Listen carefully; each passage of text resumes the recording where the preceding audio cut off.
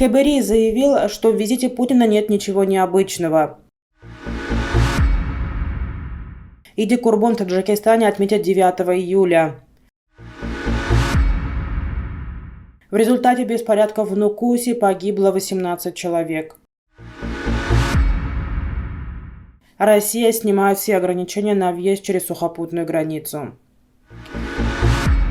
На мой взгляд, это не был такой неожиданный визит и Путин и Рахмон... Мухиддин Кабери, лидер оппозиционного национального альянса Таджикистана, комментируя визит президента России в Таджикистан, заявил, что в этом визите нет ничего необычного и он был заранее запланирован. Просто ждали удобного момента, чтобы специально не ехать в Таджикистан, а зайти по пути. Вопросы, которые нужно было обсудить, действительно собралось много, в том числе и Афганистан, сказал Кабери в интервью каналу «Поистине». Он также отверг особое внимание Путина к Рахмону и сказал, что у Путина очень простая позиция, и он сотрудничает с теми, кто у власти. Иди Курбан в Таджикистане в этом году отметят 9 июля. Постановление об этом принято Советом улемов Исламского центра Таджикистана. Праздничная молитва во всех мечетях начнется в 6 утра. На заседании Совета его председатель Саид Мукаррам Абдукадыр Зода отметил, что по научным данным и на основании заключения Института астрофизики Национальной академии наук Республики Таджикистан Иди Курбан в стране приходится на 9 июля.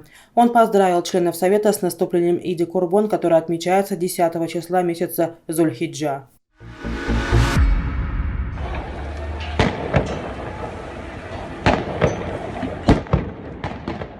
В Нукусе в результате массовых беспорядков пострадал 243 человека, в том числе 38 сотрудников правоохранительных органов. 18 человек скончалось от полученных тяжких травм. Об этом 4 июля в ходе брифинга в Ташкенте сообщил представитель Генпрокуратуры Узбекистана.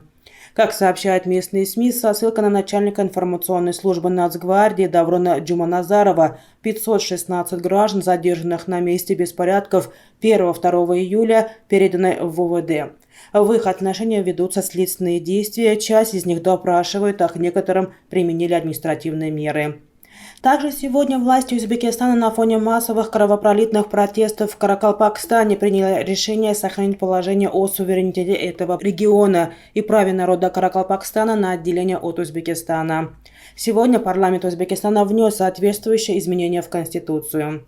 Ранее Шавкат Мирзиёев объяснил массовые протесты в Нукусе и ввел режим чрезвычайного положения на территории Каракалпакстана, что накладывает целый список ограничений на местных жителей. Также президент упрекнул депутатов за то, что не сообщили ему о недовольстве людей. Россия 15 июля снимает все ограничения на въезд в Российскую Федерацию через сухопутную границу, которые были введены в марте 2020 года на фоне распространения коронавируса SARS-CoV-2, сообщил оперативный штаб по борьбе с коронавирусной инфекцией в понедельник 4 июля. Послабление пока не распространяется на ограничения на выезд из России через сухопутные границы. О них будет сообщено дополнительно, если такие решения будут приняты. Ковидные ограничения на въезд в Россию для иностранцев, прибывающих в Россию самолетом или через морские пункты пропуска, были отменены еще 14 июня. В то же время ограничения на въезд наземными видами транспорта оставались в силе. По сообщению Оперштаба, с 15 июля также отменяется требование о предоставлении результата ПЦР-теста на коронавирус по прилету в Россию для граждан Беларуси. Для граждан всех других стран, за исключением граждан Российской Федерации и Беларуси, требования о предоставлении результатов ПЦР-теста сохраняются.